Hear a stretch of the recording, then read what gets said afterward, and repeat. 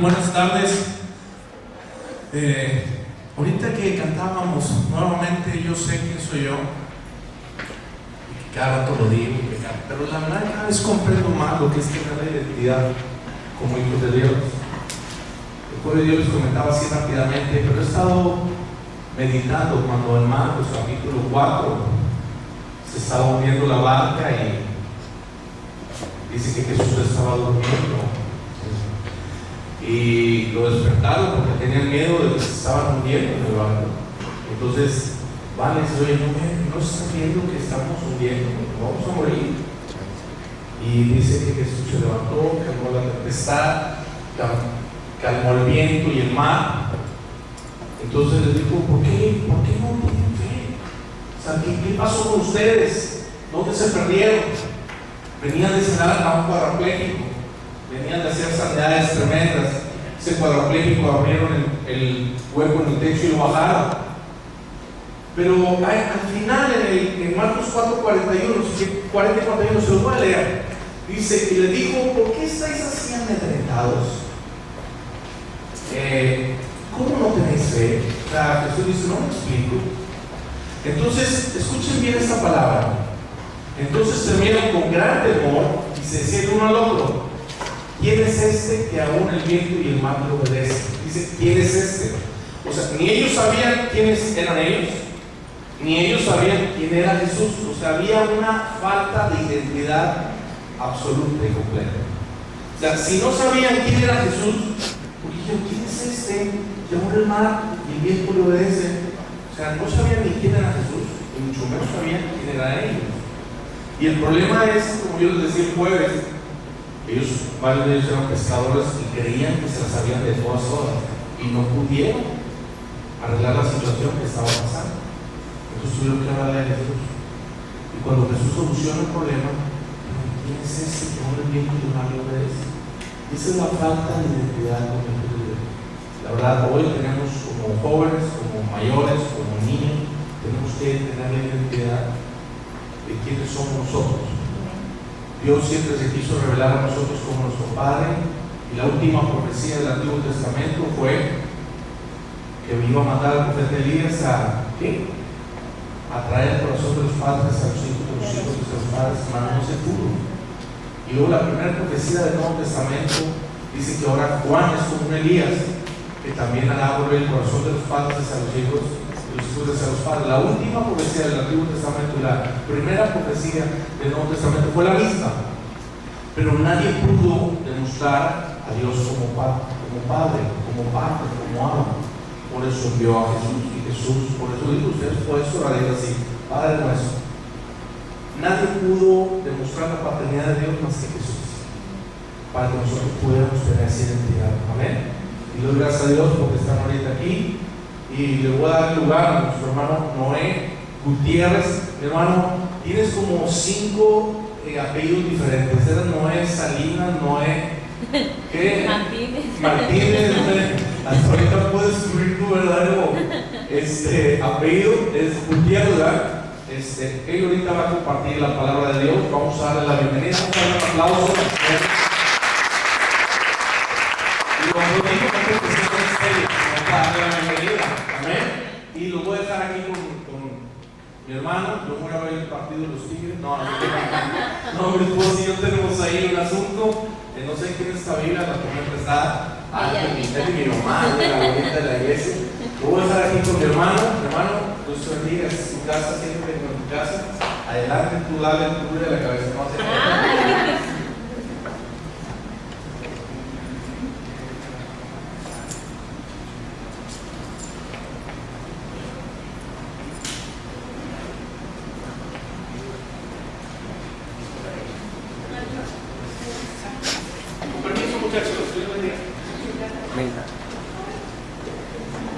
Dios les bendiga, ¿cómo están? Bien. Bien, se quedan así como que espantados. Pues es un honor para nosotros estar en este lugar. Conocemos a Andrés, el que más conocemos de esta iglesia, es el más regado. ¿Qué trae eso? No, y qué bueno que Dios nos permite estar aquí. venimos a hablarte de nosotros, pero sí tenemos una cobertura y es casi del Rey Café. Nuestro líder nos permitió estar aquí porque nosotros ahorita tenemos culto también, tenemos a las 5 el culto y había complicaciones para poder estar aquí.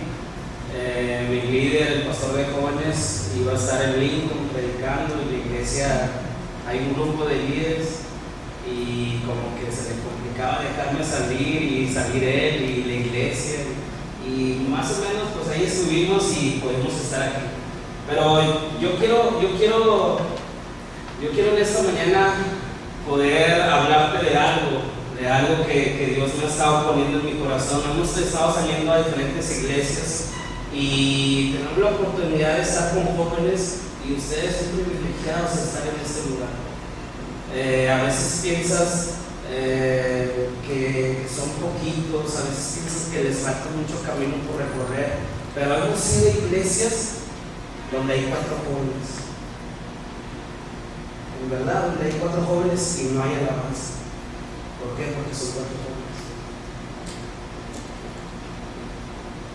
Y yo no sé qué piensas de este lugar, tú, no sé qué has pensado de este lugar, no sé qué piensas del grupo de alabanza.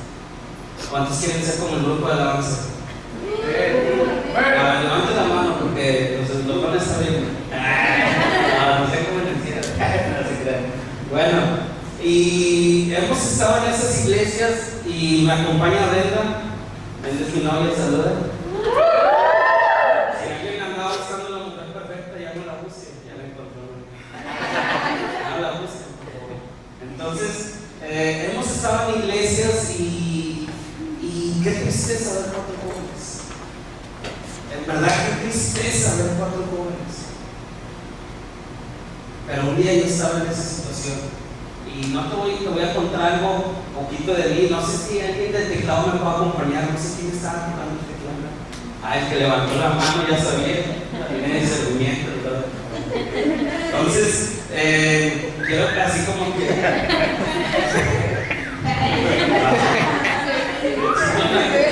la empresa de él, bueno, y un día yo me encontraba en una situación similar. Antes de predicar, no estamos tan viejos, a lo mejor tenemos la cara media acá ya, así como que correteada. Los líderes siempre son media correteada, y un día me encontré una situación donde yo no era ni músico, ni líder, ni predicador. Estaba en una situación de solo estar en una silla. Y yo dije, yo quiero hacer algo diferente. Yo quiero vivir una vida diferente de Dios. He recibido tanta palabra durante mi vida, lo hicimos en una iglesia, que yo dije, yo quiero vivir lo que ellos dicen.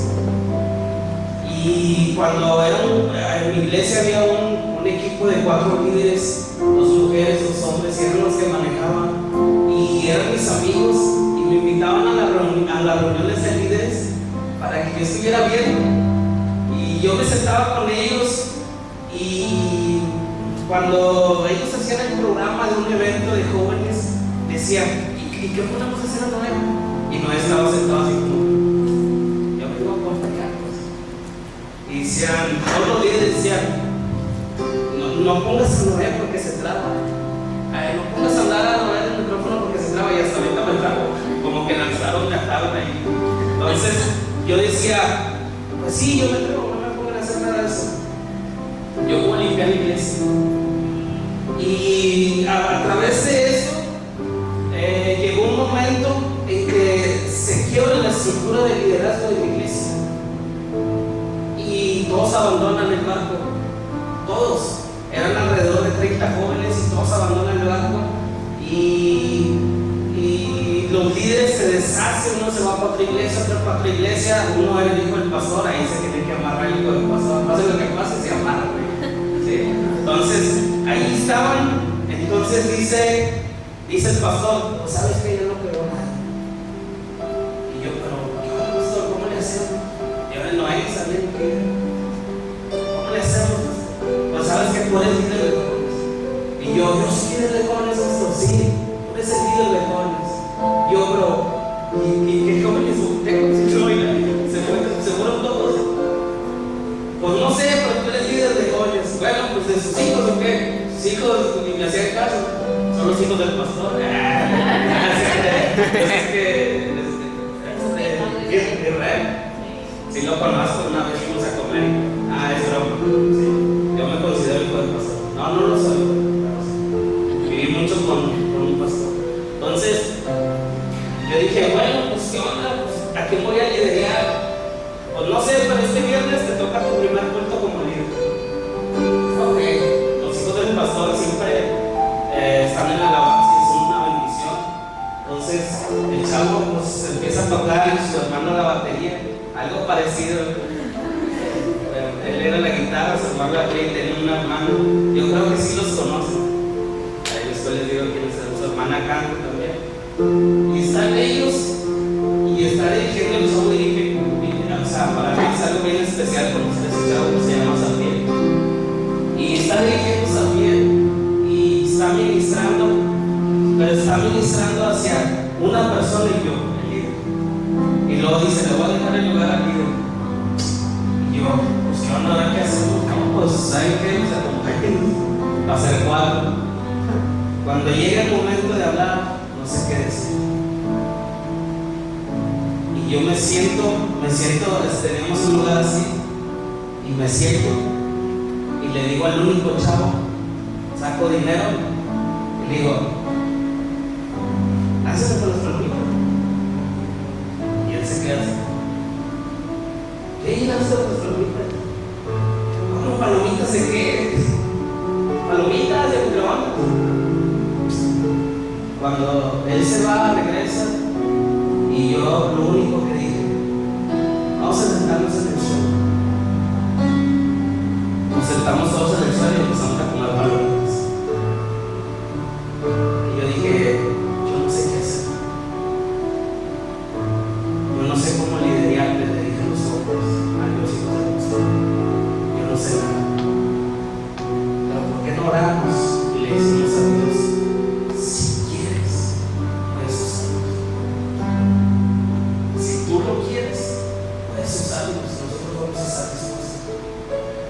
En 2 meses, no tengo muchas mentiras, en 2 meses éramos 80 personas jóvenes. La iglesia era un total de 70 personas, con jóvenes, éramos como 5 jóvenes. Después, la mayoría eran jóvenes, 80, iba creciendo la iglesia. ¿Por qué te quiero decir esto? Porque en esta tarde Dios quiere tratar contigo directamente. No se trata de tu capacidad, no se trata de lo que tú puedes hacer, de lo que tú puedes lograr o hacia dónde puedes dirigirte con tu capacidad. Se trata de que tienes que tener un encuentro con Dios y decirle, si yo soy bueno, tú puedes usar. Si yo puedo hacer algo por ti, yo lo quiero hacer. Cuando yo me metí a barrer el templo, sin ser nada, yo le decía lo que Dios, yo hablaba con Dios y barría, y yo decía, Dios, lo que allí no lo quiero yo hace un par de años, hace 2 años, Dios nos llevó a un estadio a hacer. Es un privilegio, yo no me la creía. Cuando pisé el estadio y vi miles de personas, alrededor de 12,000 personas, parecían hormigas. Cuando iba caminando por el escenario y volteé a ver toda la gente y decía, no sé por qué yo estoy aquí. Pero hay un secreto en todo esto. Y David entendía eso y voy a empezar a predicar, me va a tardar, solo dame 15 minutos. Quiero que abras tu Biblia en 1 de Crónicas 13. Nosotros tenemos una bienaventuranza que nos escribió en la Biblia. ¿Saben dónde están las bienaventuranzas? Bueno, si no las saben, pues está bien, pero de perdido saben que hay bienaventuranzas. ¿Sí? Entonces, yo y un amigo siempre decimos que hay una que nos escribió. Dice, bienaventurado el que predica poco porque volverá a ser invitado. Y yo digo, esa bienaventuranza la agarro bien chida.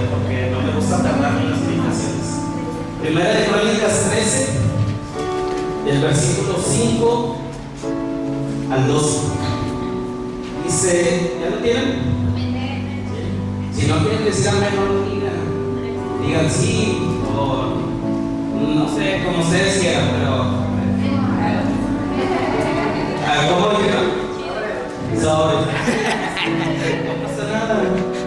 Dice, entonces David reunió a todo Israel desde Sion de Egipto hasta la entrada de Hamad para que trajesen el arca de Dios de Kiriat Jearim.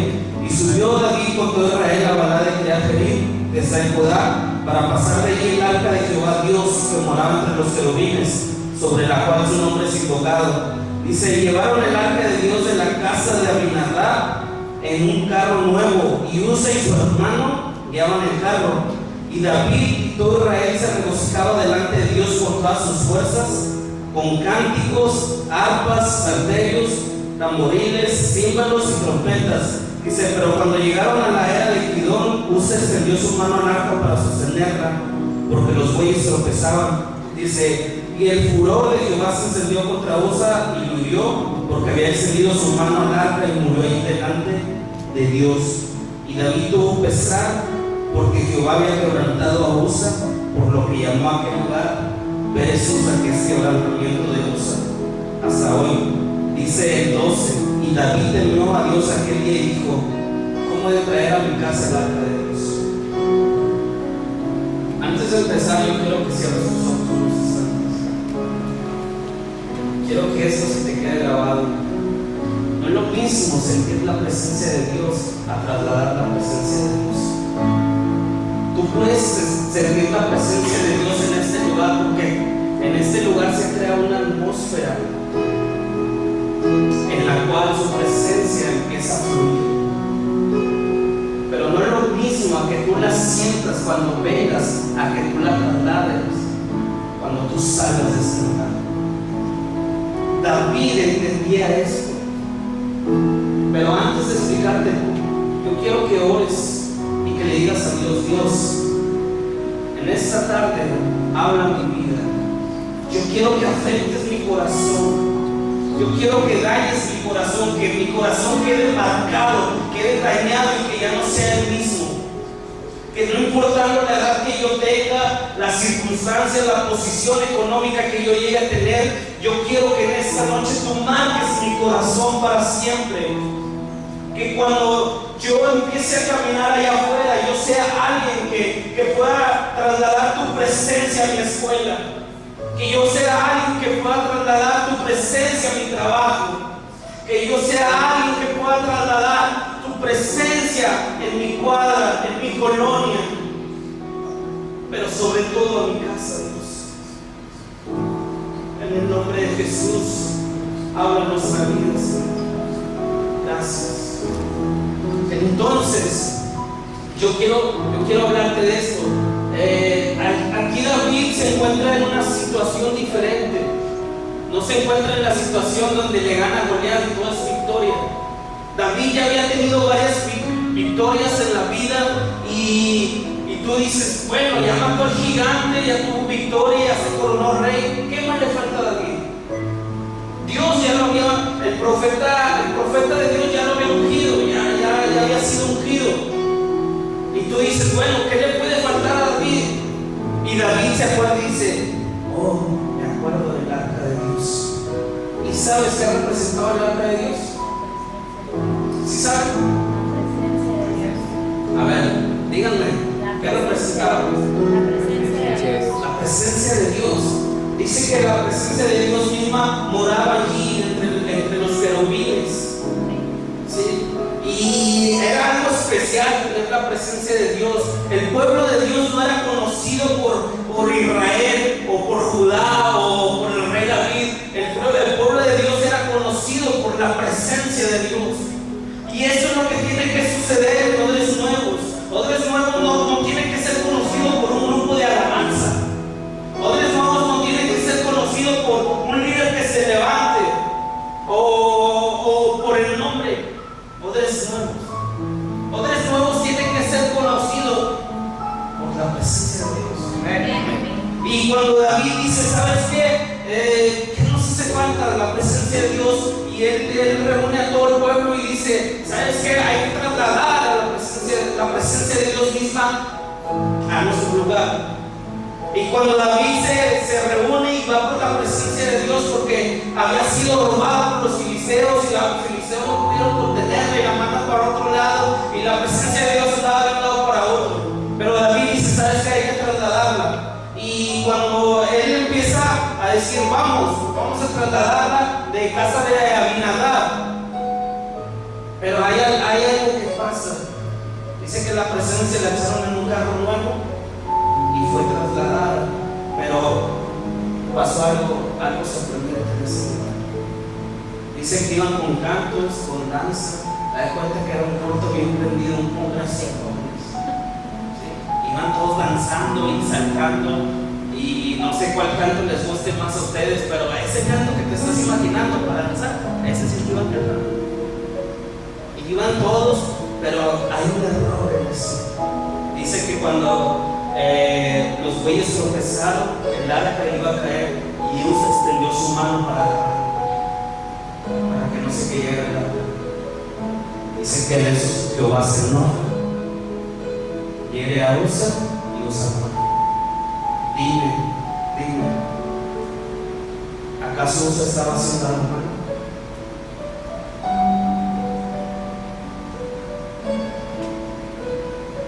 ¿Acaso Usa estaba haciendo algo malo? Checa la acción, echa a volar tu imaginación, cómo van todos cantando, cómo van con el arca, los bueyes tropiezan, el arca cuenta que se va a caer el proyector, extiende su mano para que no se caiga, y en eso Jehová lo hiere y lo mata. Y David dice: ¿cómo de traer el arca a casa? ¿Nunca te has preguntado cómo puedo hacer para lo que yo vivo aquí en la iglesia? Algo de eso sucede en mi casa. ¿Cuántos de aquí sus familias son cristianas? ¿Y cuántas no son cristianas? Vaya, ese es un problema de dos, de ser cristianos y de no ser cristianos, porque seas o no seas, hay problemas. Y tú dices: wow, ¿cómo puedo hacer para sentirme esto en mi casa? ¿Cómo puedo hacerle para transmitir todo eso en mi casa? Pero antes de hablar de esto, yo quiero hablar de quién era Usa un poquito. Dice que la historia que Usa era un levita. ¿Sabes qué era un levita? Los que se elevan por el aire, ¿sí? ¿No? Entonces, ¿sí? Los que ministraban en el templo. Ahorita los comparan mucho con los músicos, con los adoradores, ¿sí? Los que servían.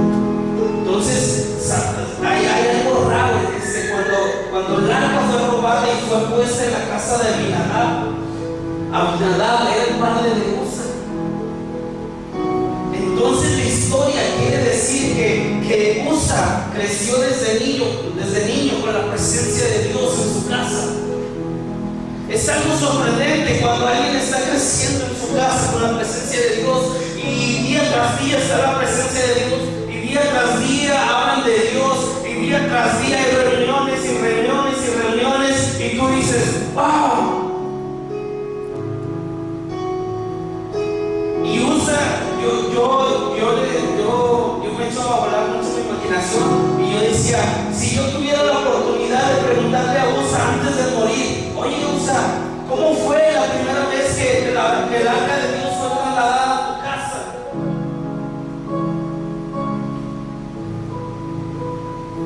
¿Cómo fue, Usa? Y Usa me contestaría: no, pues mira, Noé Gutiérrez. Sí, no me llamo Martínez, Noé Gutiérrez. Sí, mira, Noé Gutiérrez. Bueno, Noé, mira, Noé. Fue algo especial el día que la presencia llegó a mi casa. Usa, imagínate a Usa. ¿Sí? Porque Usa sabía que esa misma presencia fue la que abrió el mar. Esa misma presencia fue la que los dio en el desierto en Egipto.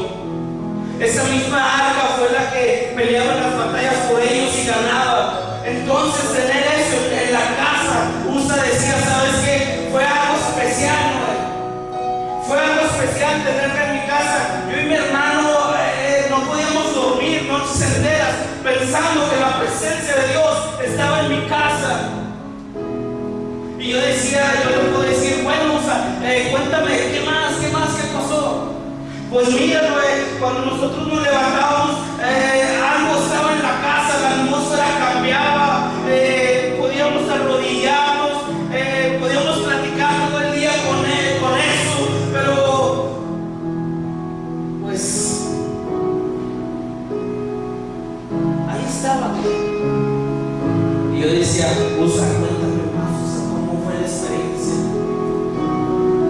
Y podía decir, Usa, pues si quieres que te cuente, pues eso fue lo que vimos. Y si yo te dijera en esta tarde, ¿sabes qué? Jesús va a ir a tu casa, ¿qué harías? ¿Qué harías por Jesús? Si dijera, ¿sabes qué? Juan o Liliana, no sé cómo se llama, ¿sabes qué? Jesús va a ir a tu casa. El mismo Jesús que murió en la cruz y al tercer día resucitó, ese Jesús, no Jesús el vecino, no, Jesucristo Dios va a ir a tu casa. ¿Qué es lo que dirías? A lo mejor dirías, pues como soy recto, te preparo una carne asada. Clásico. Y va a ser buena porque, pues, imagina, compras costilla y no va a ser de la buena. ¿Sí? Va a ser de la buena porque va a estar Jesús en mi casa. Jesús es algo especial. Cuando llega Jesús, el entorno empieza a cambiar, la situación empieza a cambiar en tu casa. Y tú sabes eso bien claro, que cuando llega Jesús, algo empieza a suceder, algo sobrenatural. Y si yo te dijera, ¿sabes qué? Jesús va a estar en tu casa cenando hoy contigo. Tal vez yo diría, ¿sabes qué? Yo le prepararía lo mejor. Tal vez si echas a volar más tu imaginación dirías, ¿sabes qué? Jesús va a estar en tu casa y todos los vecinos se van a asomar. Van a decir, no es posible que murió crucificado, resucitó y está sentado a la diestra de Dios Padre, ahora está en la casa de Andrés. Y todos asomándose, ¿será Jesús el real? Y si es Jesús real, las noticias empiezan a hacer un escándalo, vienen helicópteros, Telediario, Televisa, Teleazteca, ¿sí? Y empiezan a ver tu casa, ¿sabes qué? Jesús está ahí en la casa de Andrés. Todos los vecinos, los amigos, ¿cómo Andrés que existe? Jesús está en tu casa. Es más, las iglesias estuvieran vacías, estuvieran allá.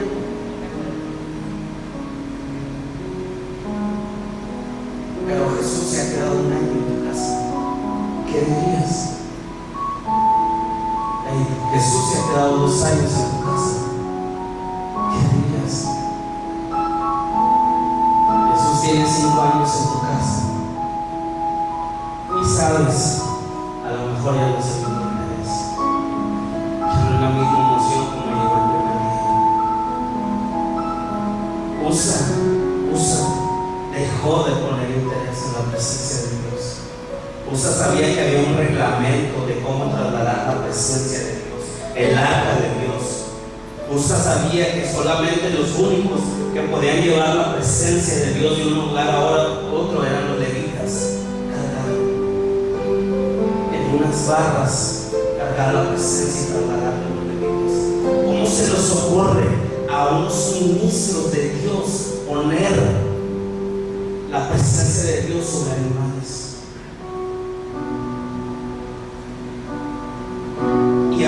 Y aún peor que eso, cuando es trasladada, se le ocurre agarrar la presencia de Dios.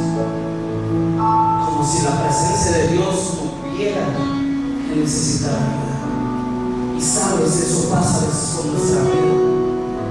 Yo he sido músico por 6 años, he estado en diferentes lugares. Y sabes qué tristeza a veces que ministros, que alabanza quieran manejar la presencia de Dios a su modo. Ministros de alabanza quieran manejar la presencia de Dios a su modo. Decir, si yo hago esto y sigo esto y esto y esto, va a causar un impacto en la vida de los jóvenes. Es por eso que a veces no sucede nada en las iglesias, porque queremos manejar la presencia de Dios a nuestro modo. A Dios, déjame decirte, no le sorprende que tú seas un músico. Hemos conocido miles de músicos. Un día estábamos con una persona y estábamos ministrando y me dice esta persona, ¿qué tal? Él tocaba el teclado. Bueno, que nos vemos al coro del grupo. Él tocaba el teclado y me dice, ¿cuándo ¿qué tal si me enseñas a tocar el bass? Y yo, pues no sé mucho, pero si igual te enseño, ahí lo que podamos aprender. Sobre si yo te enseño el teclado. Bueno. Y yo dije, bueno, está bien. Entonces a él le toca predicar y yo, wow, predicaste. Y él, sí, yo prediqué. Y yo, wow, te salió con una nota predicación. Y, ¿qué onda? ¿Cómo le haces para predicar? No, yo no predicaba. ¿Cómo le haces para predicar? ¿Qué onda? ¿Cómo le haces para sacar una predica? ¿Y qué onda? Enséñame. Yo no sabía cómo manejaba él la presencia de Dios. Pero al año nos separamos, uno para, yo me quedé en mi iglesia, él se fue a otra iglesia. Al medio año perdimos contacto. Y al año yo me lo topo en la noche de él vestido de mujer. No andaba en una fiesta de disfraces. Se me echó homosexual. ¿Sabes lo que pegó a mí? Yo no pude darle la cara. Yo cuando lo veo yo me volteo y yo camino y le digo, Dios, ¿qué pasa, Dios? Como alguien que un día estuvo aquí ministrando, predicando, como alguien de esa magnitud se viste de mujer y sale por la calle en la noche. Es un hombre de Dios. Era mi amigo Dios, ¿por qué? Y Dios me hizo reflexionar en esa palabra. Quiere manejar la presencia de su amor. Por eso muere espiritualmente. Hay un problema en esto. Hay un problema en esto. Usa sabía lo que tenía que hacer, pero no lo hizo. No se trata de qué tan buen grupo de alabanza tenemos. El grupo de alabanza tiene que ser un ejemplo excepcional, que todos quieran ser como ese grupo de alabanza. El grupo de alabanza debe de transmitir la presencia de Dios tan grande que el pueblo diga, yo quiero ser como ese chavo que está en el grupo de alabanza. Yo veo que cuando él expresa sus palabras y empieza a adorar y empieza a cantar, algo sobrenatural empieza a suceder. A veces yo no me fijo si tiene errores o no tiene errores, si le salió a lo mejor un gallo o no le salió un gallo. Yo no me fijo, yo solo me fijo cuando él empieza a ministrar, cómo Dios empieza a fluir a través de su iglesia y empieza a transformar vidas. Ese es el detalle de estar aquí delante. Ese es el detalle de ser no solamente un músico, sino un adorador. Alguien que ministre a Dios, no que ministre al pueblo. Alguien que ministre a Dios y cuando a Dios lo ministras, Dios dice, yo no me voy a resistir porque alguien allá abajo está invocando mi nombre. Y cuando eso pasa, algo empieza a suceder y el pueblo empieza a sentir la presencia de Dios. No se trata de que el grupo ministra a la gente. Se trata de que el grupo ministra a Dios y Dios ministra a la gente. Es por eso que a veces no hay un cambio. Y Usa decía, ¿sabes qué? Yo sé cómo manejar la presencia de Dios. He crecido toda la vida con la presencia de Dios. Mis padres me han enseñado y yo sé cómo manejar la presencia de Dios. Porque la Biblia decía que él y su hermano llevaban el carro donde la presencia de Dios venía. Y cuando Usa muere, yo digo, pero ¿por qué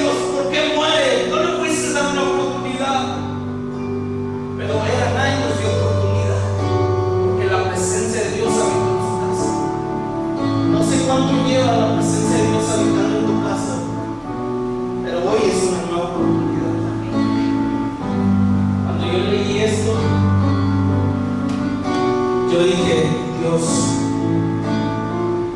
¿cómo podemos trasladar la presencia de Dios en nuestra casa? Yo no sé lo que vives. Yo no sé, a lo mejor si tu papá es alcohólico. Yo no sé, tal vez si tú estás batallando en tu familia, si tus padres están batallando en áreas financieras. Pero no te has preguntado, de repente me derramo aquí delante de Dios. De repente llego con una buena actitud delante de Dios, levanto mis manos, empiezo a cantar, Dios empieza a ministrarme, pero llego a mi casa y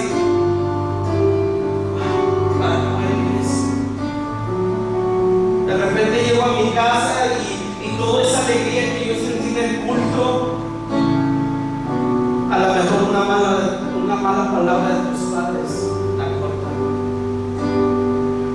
A lo mejor te dicen, ¿y para qué vas? Me dicen, no te vas. ¿Ya viste tu carácter? ¿Eso te enseña el líder? ¿Eso te enseña la iglesia? Voy a ir a hablar con el pastor.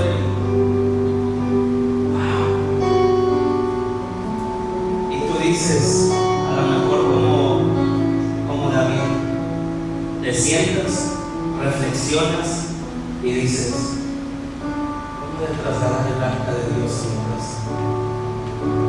¿Cómo de trasladar la presencia de Dios a mi casa?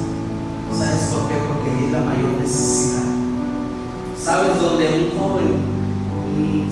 es el lugar donde un joven decide ya no venir a la iglesia? Desde su casa. Se encuentra solo en su habitación y dice, ya no puedo, ¿para qué venir?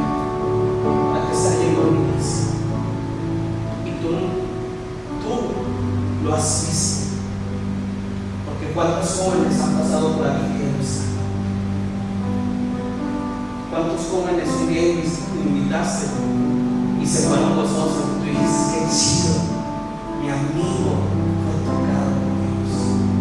Cuando lo vuelves a invitar, no, es que ya me prohibieron ir ahí, o es que ya no quiero ir ahí, no, después es que no tengo tiempo de estar. ¿Sabes por qué?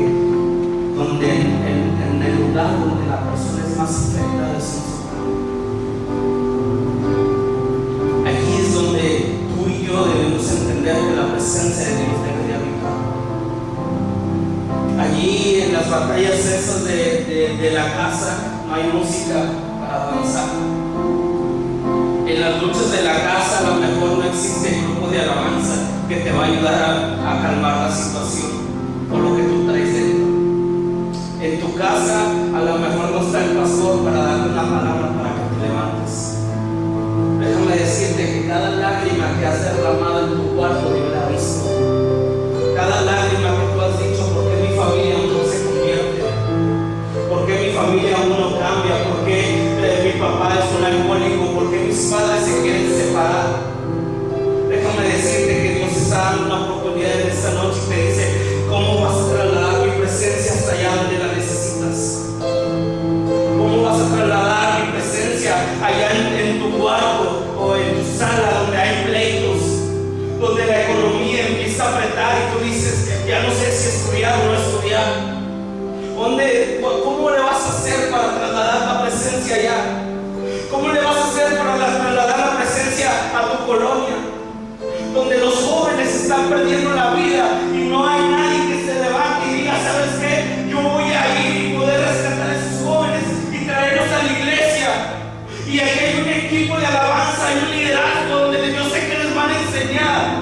Pero nadie en este tiempo, nadie puede ir y poder arrebatar esas vidas y decirles, ¿sabes qué? Yo arrebato esas vidas y que Dios las empiece a transformar. Eso es lo que necesitas, trasladar la presencia. No se trata de venir un sábado nomás, un domingo, a lo mejor un miércoles y decir, oh, qué chido estuvo el culto, qué bonito sentir la presencia. Pero sabes, sales y tu cuadra, tienes que meterte dentro porque si no,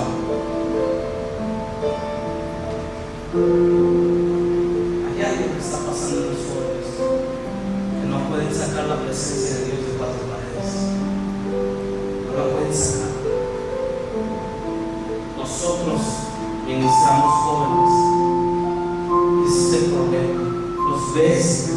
estoy hablando de esta iglesia, estoy hablando de mi iglesia. Los ves bien prendidos en el altar y cuando salen, te metes al Facebook. Dios, no me hagas decir esto. Te metes al Facebook.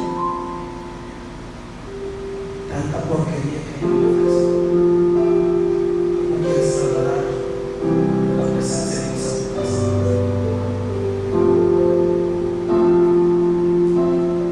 Hay gente que yo la veo sirviendo en la iglesia y cuando vienen y se me acercan, yo quiero estar contigo, no, yo quiero estar contigo. Dios a veces me hace sentir, checa su Facebook. Cuando checo su Facebook, lo hago a lo mejor, ay Señor, no quiero hacer eso.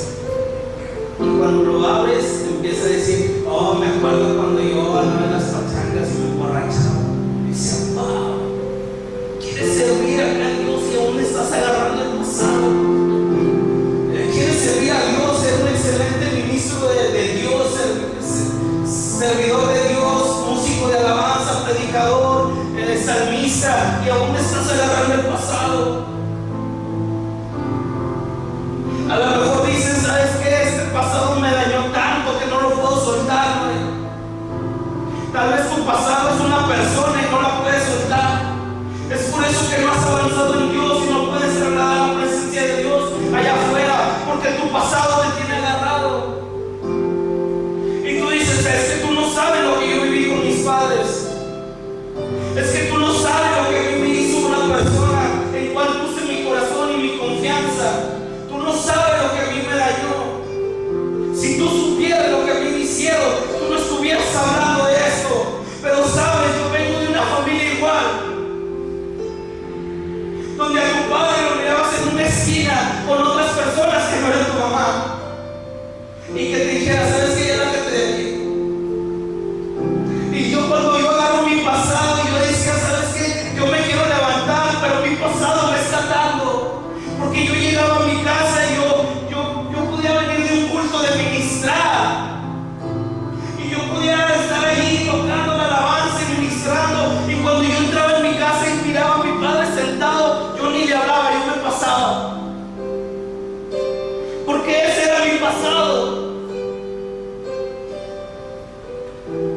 Y cuando yo me sentaba en la sala y él estaba sentado en un sillón, pasaban hasta 4 horas sin dirigir palabra, viendo una televisión. Y Dios tuvo que quebrar eso, y tuvo que quebrar el corazón. Y decir, si quieres llegar a este futuro, tienes que soltar el pasado. Para poder alcanzar, tienes que soltar. Y Dios está diciendo lo mismo. No sé quién te dañó a ti.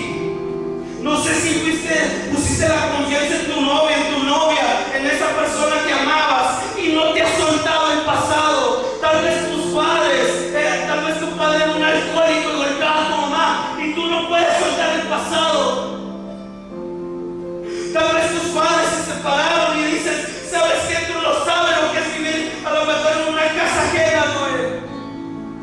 Tal vez tú no sabes lo que es vivir con tu abuelita o con una tía, tú no lo sabes. Tal vez tú puedes decir, no sabes lo que yo estoy pasando. En mi casa hay enfermedad. Yo no sé qué estás pasando en realidad. Un día nosotros pasamos por una enfermedad con mi mamá. Tenía cáncer y estaba en fase terminal. Fue algo doloroso. Que tu mamá a los 12 años te diga, ¿sabes qué? Así se cocina porque te vas a quedar solo. Wow. Que tu mamá te diga, ven, te voy a enseñar a lavar. Mira, ese es el ciclo de la lavadora, porque te vas a quedar solo. Que tu mamá te diga, ¿sabes qué? Hay que recoger el cuarto y la sala porque un día vas a estar solo. No sé qué enfermedad, a lo mejor si estás pasando en tu familia, en un familiar, suéltalo, Dios va a hacer algo. Tienes que soltarlo y tienes que trasladar la presencia de Dios hasta ahí. Puedes estar toda la vida en una iglesia capaz de trasladar la presencia de Dios allá afuera, sabes que un día vas a ser parte de las estadísticas de la iglesia. ¿Sabes cuáles son parte de las estadísticas de la iglesia? Que un 80% de jóvenes se van. Esa es parte de las estadísticas. Esa es parte de las estadísticas. Un 80% de jóvenes se van. Solo un 20% se queda en una iglesia.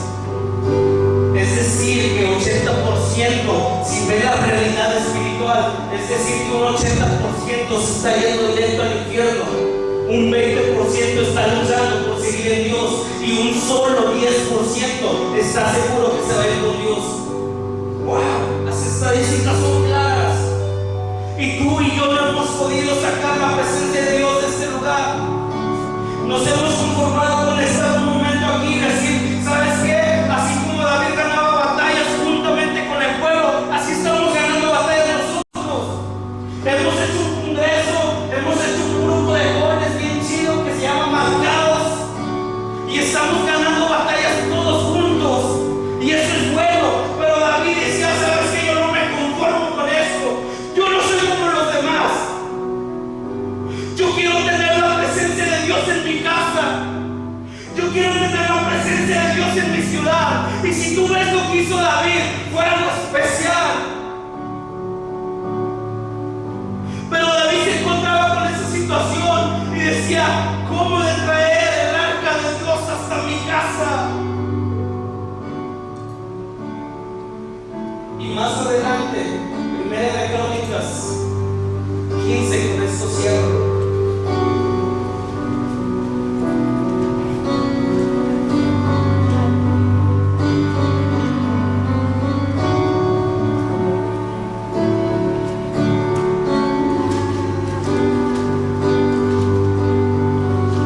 Primera de Crónicas capítulo 15 dice, hizo David también casas para sí en la ciudad de David. Dice, y arregló un lugar para el arca de Dios y le levantó una tienda. Entonces dijo David, el arca de Dios no debe ser llevada solo por los levitas, porque a ellos ha elegido Jehová para que lleven el arca de Jehová y le sirvan para siempre. En el capítulo 15 dice, hizo David también casas para sí en la ciudad de David. Dice, y arregló un lugar para el arca de Dios y le levantó una tienda. ¿Sabes por qué David no pudo trasladar el arca de Dios? Porque si llegaba a trasladarla, ¿dónde le iba a poner?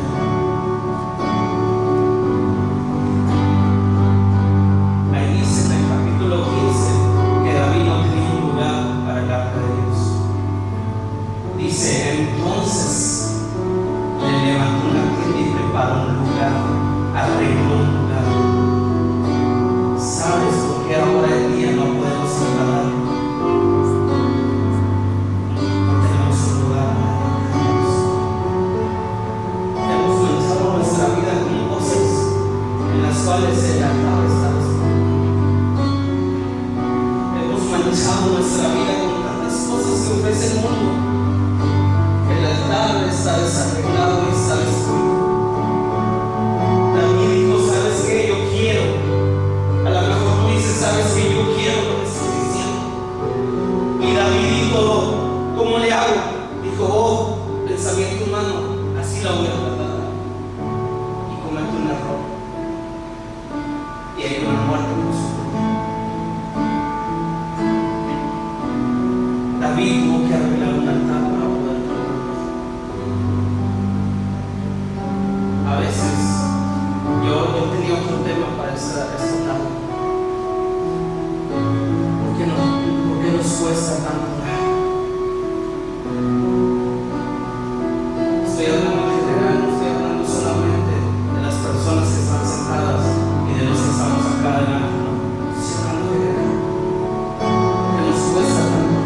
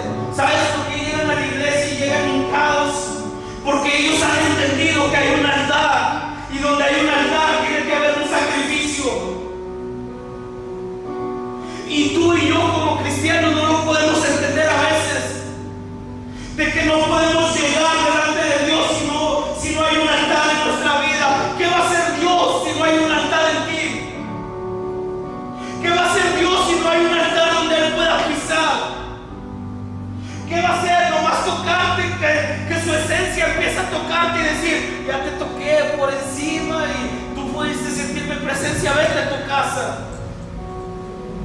Dios no puede hacer algo más por ti si tú no hay un altar en tu corazón y arreglas tu vida y dejas que Dios venga y empiece a reposar en tu vida.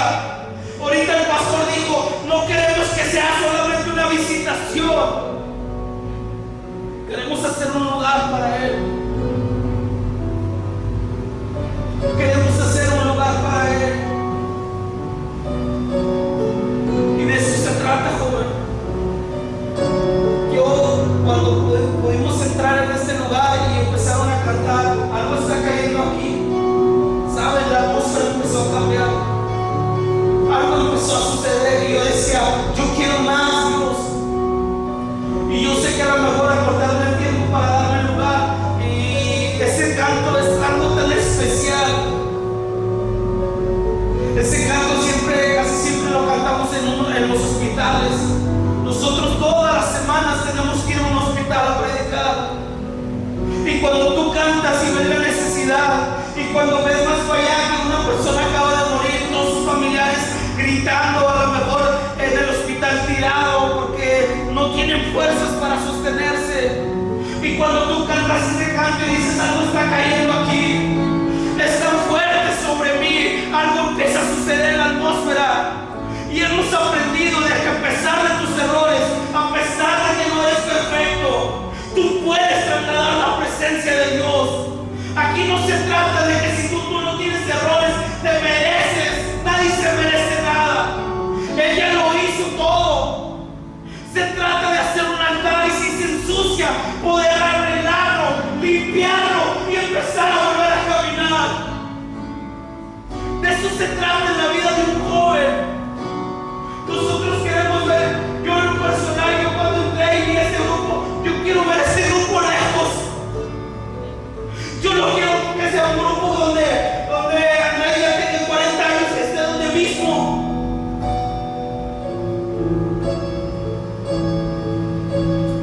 Tienen para llegar lejos. Tienen para que esta sea una mega iglesia. Lo tienen. ¿Y sabes cuál es la fuerza de una iglesia? Tú lo has entendido, en verdad no lo has entendido. ¿Sabes cuál es la fuerza de una iglesia de los jóvenes? Yo cuando llego a Castillo del Rey hace 2 años y veo toda la situación y digo, wow, es una mega iglesia y tiene alrededor de 4,000 miembros y digo, wow, y le digo a mi novia, ¿sabes qué? Yo he estado orando a Dios y Dios me ha mostrado este lugar para cambiarme. Y muchas personas dijeron, wow, es fácil, vete a una misión.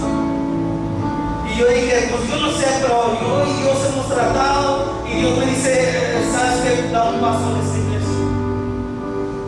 Cuando yo llego a esta iglesia y yo veo la magnitud de la alabanza y yo digo, un día yo quiero estar allí. En 1 año lo logré estar en el grupo de alabanza. Yo dije, ¿sabes qué? En 1 año quiero estar predicando con jóvenes, en 1 año lo logré. Y nadie me conocía. Y yo dije, ¿sabes qué, Dios? Eso es una bendición llegar. Y todos decían, qué fácil, ya todo construido, una iglesia.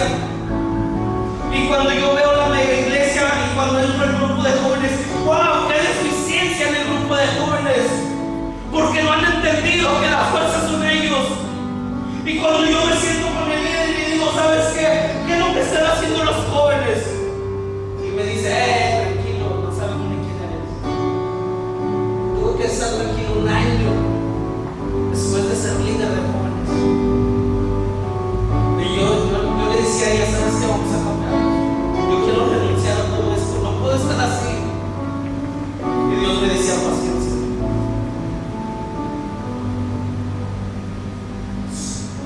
Alrededor de 100 jóvenes, de 80 jóvenes se juntaban en la iglesia. 80 jóvenes. Y nos dieron el primer ministerio y fue en los hospitales. De toda la gente que ya tenía años, dijeron, ¿sabes qué? Este es el primer ministerio. Yo dije, lo que no quiere la gente. Ahorita tenemos 3 ministerios. Ahorita hemos dejado lo que nos gusta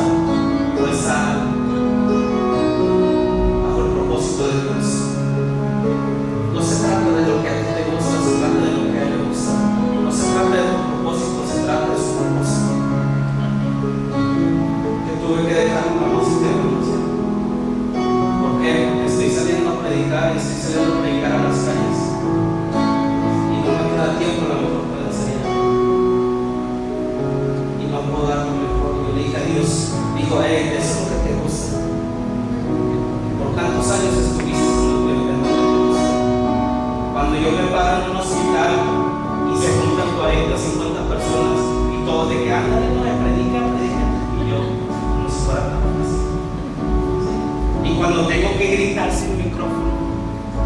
Y cuando les tengo que decir, ¡eh! Y la gente, Dios te ama. Y cuando dicen, ¿sabes qué? Ora por mi familiar. Y cuando voy a una iglesia y dicen, ¿sabes qué? Los pastores, ora por mí, no, ora por mi esposa y por mí, somos los pastores de esta iglesia. Yo digo, ¿qué he hecho, Dios? Si yo también tengo errores. ¿Qué he hecho si mi familia aún no se convierte totalmente? Porque yo puedo servirte, Dios, y porque yo puedo marcar una diferencia en el lugar donde estoy. Ayer estuvimos con más de 150 personas, niños, eran más niños, compartiendo en una calle. Hicimos un show para ellos y fue algo especial. Ahorita tenemos un proyecto de 2000 jóvenes, un congreso de 2000 jóvenes, y ese nos tiene que llevar a un congreso de 7000, porque queremos impactar la ciudad. Queremos que nuestra ciudad haya un cambio total, pero si los jóvenes no logran captar de que tienen que arreglar su altar y empezaron a hacer un altar, a construir un altar para Dios, seas músico, seas predicador, seas un miembro más, como te llames, tienes que arreglar un altar y empezar a trasladar la presencia de Dios donde la necesita. Qué tristeza es ver que un padre se baje de un eco, corra por todo un hospital con una niña muerta. Qué tristeza es eso. Y cuando yo volteo y digo, ¿sabes qué? ¿Dónde están los jóvenes? Pero a todos los jóvenes nos gusta servir dentro de la iglesia. Pero a todos los jóvenes nos gusta participar dentro de la iglesia, en lo que anhelamos, en lo que soñamos. Pero a nadie le gusta ir a una cárcel. Cuando fui a predicar en la cárcel, wow, créeme que qué vergüenza. Que te digan, que te pasen. Yo estoy así como que muy despegado de los perros. Como que no había tenido tenía un perro grande y yo enciérralo si no me acuerdo. Era un terrible. Y cuando voy a la cárcel y el policía me pasa el perro, me huele todo y se sube, y yo así de Dios, y luego dicen, pásale por ese detector de metales, y yo, quítese el cinto y te hablan bien mal y las monedas échalas ahí.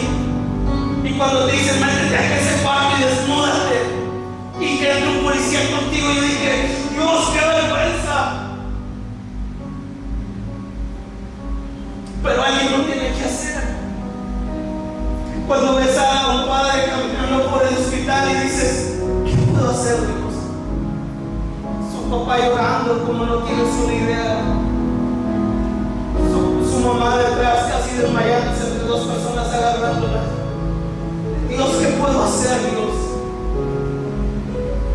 Me dice, no has entendido lo que yo puedo hacer. Tú no puedes hacer nada. Y ese día oramos con todas nuestras fuerzas. Y está un grupo de jóvenes, como de 15 jóvenes. Y le digo, chavos, vamos a orar. Con todo el dolor del mundo la metieron. Dios, por favor, haz algo. Hay oración de decir, Santo Dios poderoso. Tú no, Dios, por favor, haz algo. Hemos construido un altar y tú has prometido que tú irías con nosotros donde quiera. Hemos construido un altar en nuestra vida a pesar de nuestros errores, a pesar de que yo te fallé, yo te he ofendido y yo a veces me fallo y me ofendo. Pero cuando ves esa situación, no se trata de ti, se trata de lo que Él ya hizo. Y cuando ves a esta gente sufriendo y decir, ¿sabes qué? ¿Qué pasa? Dios, por favor, haz algo. Y sale el doctor y dice, la niña ha revivido. ¿Sabes? Yo no dije, gloria a Dios. Yo le dije, Dios, ¿por qué no puedo lograr entender lo que eres tú? ¿Por qué no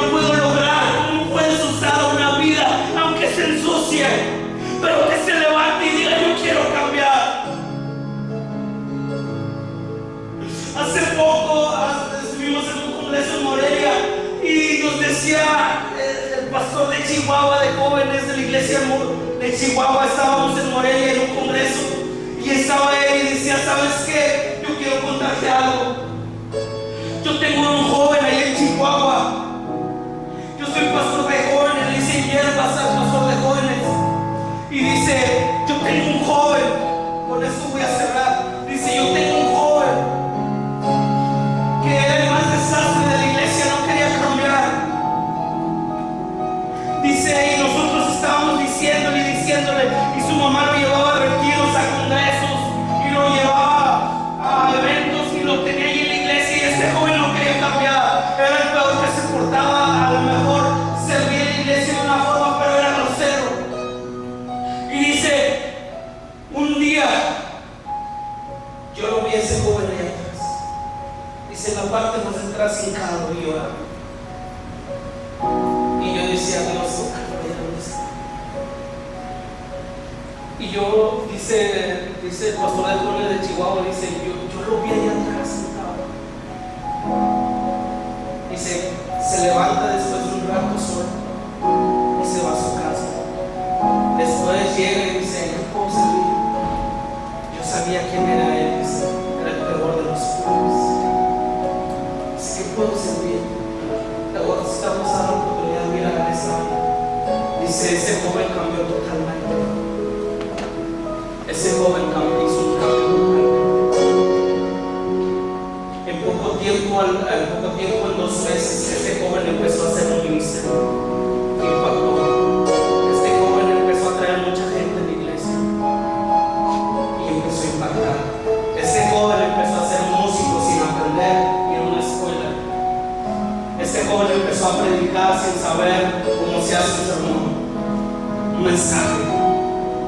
Y cuando yo dije: ¿sabes qué? Yo me acordé de la predicación, dice este pastor. Y esa predicación solo decía: Jesús, revélate en mi vida. Y cuando dice, yo le pregunto a este joven: oye, ¿qué hiciste? Dice: yo estaba atrás y yo le dije: Jesús, estoy cansado. ¿Por qué no te revelas en mi vida? Dice: en ese momento, dice este joven, yo sentí como Dios me tocó. Arregló su altar.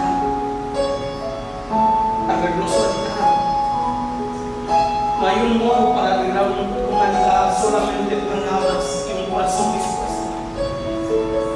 Y cuando este joven, dice, arregló su altar, empezó a transformar su vida, quedó tan marcado y tan dañado que solamente su vida era: ¿cómo voy a agradar a Dios? ¿Cómo voy a agradar a Jesús? ¿Qué puedo hacer para que Jesús esté más a gusto?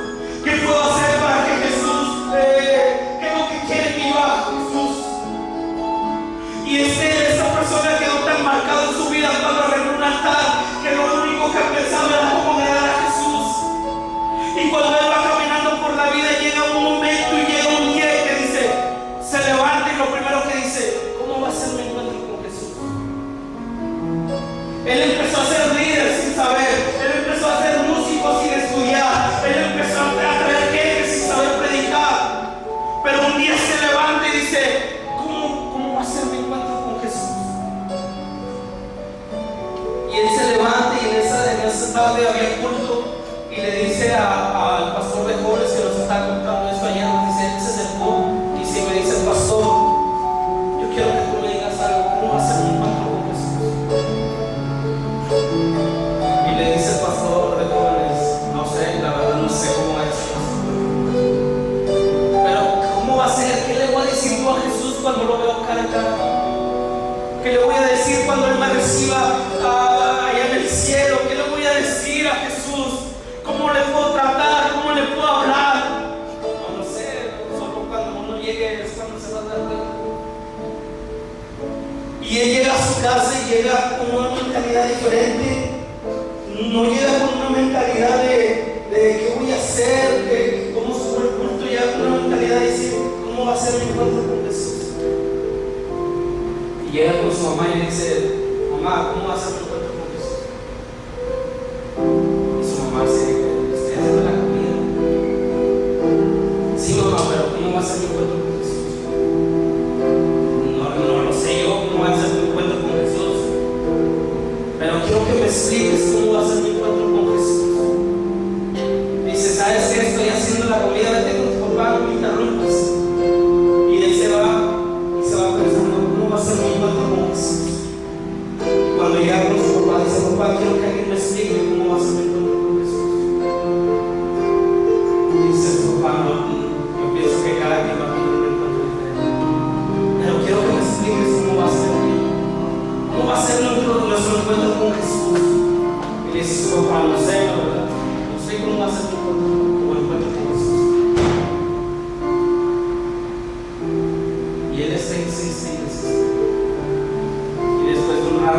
papá le dice, la abraza y le dice,